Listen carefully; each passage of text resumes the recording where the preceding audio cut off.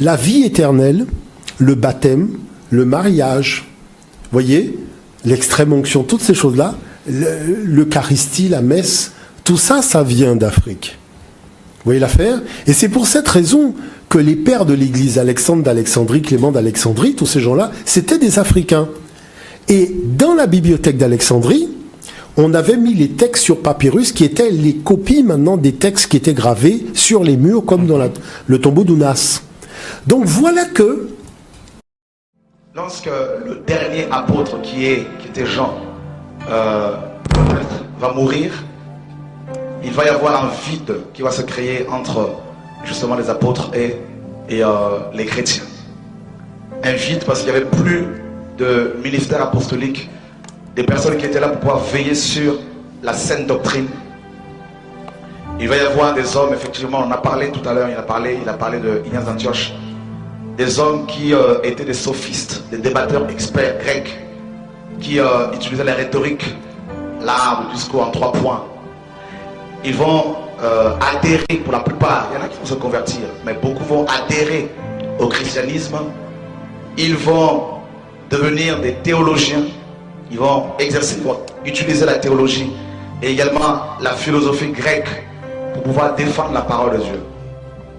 Alors, quand Jean va mourir, il va y avoir vraiment un vide dans les assemblées à cette époque, dans les églises primitives. Et ce vide va également permettre à ce que des hérétiques, tels que Arius, qui était un évêque, un des évêques de l'époque, qui va commencer à enseigner des hérésies.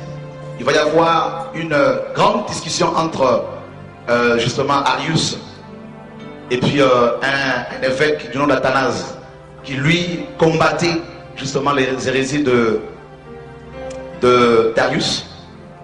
Et puis ce conflit entre ces deux hommes va interpeller en fait Constantin, qui va les convoquer en 325, et il va convoquer en même temps une grande réunion écuménique, la toute première réunion écuménique en 325, pour justement taire la discussion qu'il y avait entre Athanase et Arius.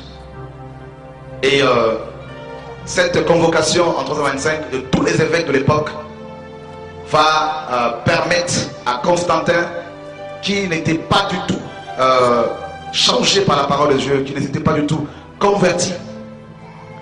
Et Constantin va, en tant qu'empereur romain, il va s'autoproclamer la tête officielle de l'église. Et il va commencer à gérer ce conflit entre les évêques. Le problème de l'église a été déplacé. Ils sont passés du domaine spirituel à un domaine purement matériel, physique, politique. Bien avant même la date de 325 après Jésus-Christ, il y a eu plusieurs, à la mort de l'apôtre Jean, bien avant même l'apôtre Jean, avant qu'il ne meure, il y a eu déjà beaucoup de faux prophètes qui commençaient à se lever, tels que Diotrephe. Jean en parle. Déjà, il a eu à lutter contre Diotrephe, qui s'était accaparé de l'église, d'une des églises primitives. Il y a eu d'autres ministères, d'autres faux prophètes comme Philette, qui commençaient à enseigner des choses qui n'avaient rien avec la parole. Paul a combattu ces hommes, a combattu leur doctrine. Et quand ces apôtres sont morts, il y a eu des pères de l'église qui sont venus. Ignace d'Antioche qui a vécu, on a déjà vu cela, entre 35 et 107 après Jésus-Christ. Il a commencé à écrire des livres, plusieurs livres. Ignace d'Antioche commençait à élever dans chaque église un seul ancien au-dessus des autres évêques. Alors que dans la Bible, les églises étaient dirigées par des équipes d'anciens. Suivez très bien l'enseignement. Et un seul évêque devait gérer maintenant chaque église locale. Ignace d'Antioche est mort dans les années 107 après Jésus-Christ. Et il a connu l'apôtre Jean, il a connu certains apôtres. Mais il a préféré, lui, par contre, écrire des livres qui n'avaient rien à voir avec la saine doctrine. Et Ignace d'Antioche a dit clairement que là où il y a l'évêque, c'est là où il y a l'église. Alors que Jésus-Christ a dit que là où 2 ou 3 sont réunis à mon nom, je suis là. Et puis, après Ignace d'Antioche, il y a eu Clément de Rome qui lui était pour la suprématie de l'évêque de Rome. Il est mort dans les années 100 après Jésus-Christ. Clément de Rome, il a écrit également beaucoup de livres. Et puis par la suite, il y a eu Tertullien qui a vécu entre 150 et 230 après Jésus-Christ. Tertullien, qui est le premier auteur chrétien, qui était également un sophiste, à dire dans ses ouvrages, à utiliser le terme Trinité pour définir le Dieu de la Bible, qui reste un mystère même pour les anges. Le Père, le Fils et le Saint-Esprit. Et ils ont établi cette hiérarchie, le Père, le Fils et le Saint-Esprit. Le Père est plus important que le Fils plus important que le Saint-Esprit. Cette hiérarchie qui n'a rien à voir avec la parole de Dieu. On ne peut pas définir, mes amis, un Dieu infini. C'est pas possible. Même l'homme qui paraît petit, mais à l'intérieur, l'homme est infini. Parce qu'en l'homme, il y a plus de 100 milliards de cellules. Donc si déjà on a du mal à définir l'homme, comment peut-on définir maintenant le Créateur? Et par la suite, il y a eu Cyprien de Carthage, un autre évêque, avant même le concile de Nicée. Cyprien de Carthage qui lui, quand il s'est tourné vers le christianisme, alors qu'il était un sophiste, quelqu'un qui utilisait la philosophie grecque, la rhétorique, le discours, comment séduire les gens avec le discours. Cyprien dit clairement dans ses écrits, que vous pouvez trouver même sur internet, Cyprien de Carthage, en Tunisie, il dit clairement dans ses écrits que chaque église locale, chaque troupeau du Seigneur doit avoir à sa tête un seul chef.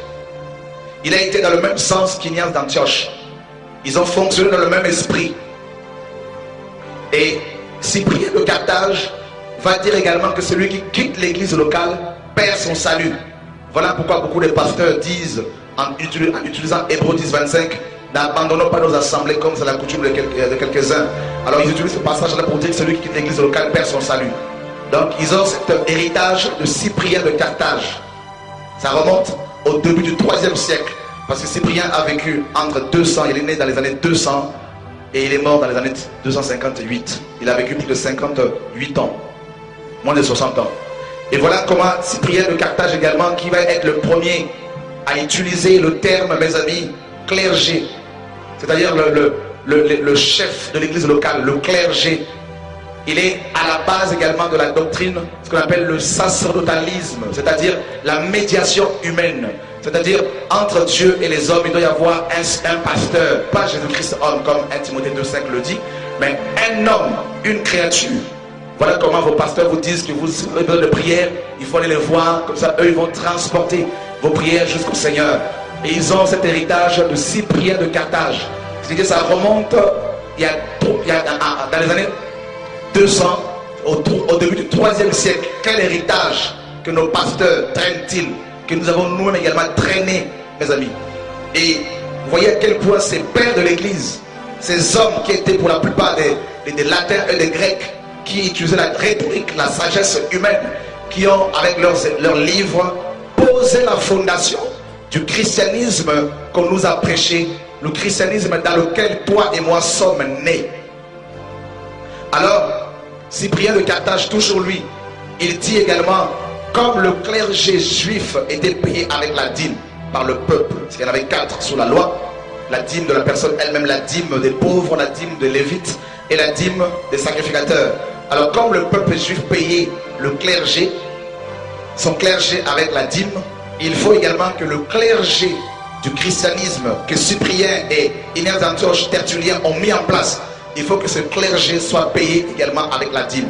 Donc Cyprien va être le premier auteur chrétien à imposer la dîme au christianisme.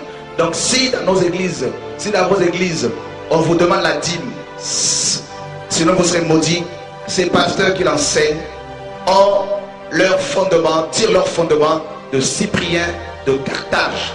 C'est lui le père de la dîme dans l'histoire de l'église, dans l'histoire du christianisme. Alors, vous voyez qu'il y a eu tous ces hommes qui sont venus bien avant, mes amis, le concile de Nicée. Alors à cette époque, il y avait tellement la confusion dans le christianisme. Il y avait tellement la confusion parce qu'il y avait aussi bien des hérétiques qui enseignaient des choses mauvaises.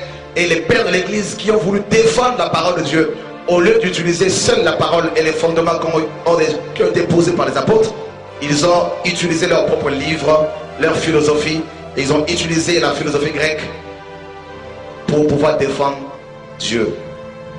Alors, il y a eu tellement de confusion que Constantin va utiliser sa position pour pouvoir maintenant taire toutes ces choses. Alors il convoque justement à partir des années 324, il va commencer à lancer la convocation.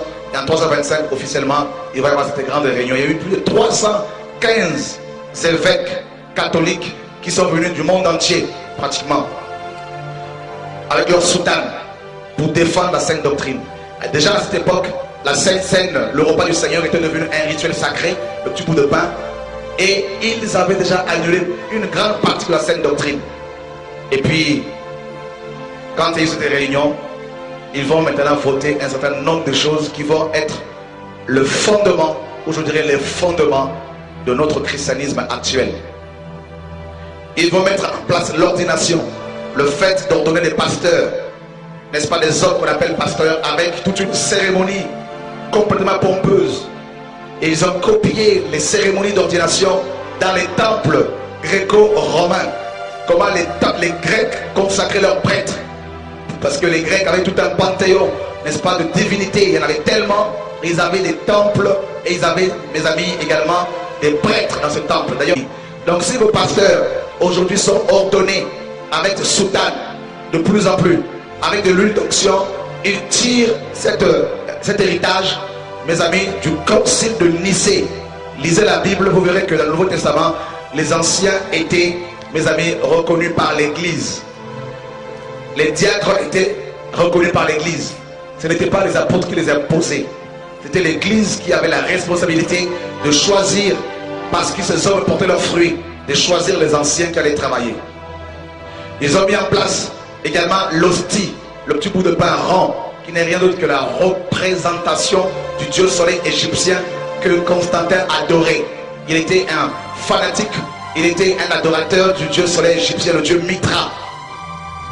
Ils ont mis en place, mes amis, tellement de choses le jour du Seigneur, le dimanche, qui est devenu un jour sacré et un jour réservé aux pasteurs. Vérifiez bien dans vos églises, vous verrez que le dimanche, la semaine, vos pasteurs vous laissent peut-être intervenir, tout ça exhorter, pour ceux qui sont encore, qui aiment encore le Seigneur. Mais pour beaucoup, le dimanche, c'est le jour du pasteur, de l'homme de Dieu. Si ce n'est pas lui qui prêche, c'est un de ses amis qui est invité. Donc, il tire leur héritage également du concile de Nicée en 325. En gros, le concile de Nicée a donné naissance officiellement au premier vase. Le vase catholique. Constantin était un Romain. Alors vous comprenez pourquoi Paul parle aux Romains disant que l'évangile, justement, la vérité est devenue captive. Parce que Paul, selon l'esprit, comprenait que le premier vase naîtrait à Rome. Et comme l'église est née sous Rome, l'église a évolué dans Rome. Elle a commencé à copier l'organisation hiérarchique de Rome. Voilà comment nous avons des chefs d'entreprise maintenant à la tête des églises locales, comme l'empereur romain. À la tête de chaque église locale, vous avez des empereurs, vous avez des chefs qu'on appelle le pasteur. C'est pas, mes amis, c'est pas anodin. Le christianisme qu'on nous a prêché est un christianisme qui a été conçu dans l'utérus du catholicisme romain, enfanté officiellement, n'est-ce pas, le 25 mars. Le 25 mars en 325, lors du concile de Nicée. Tout à l'heure, le président du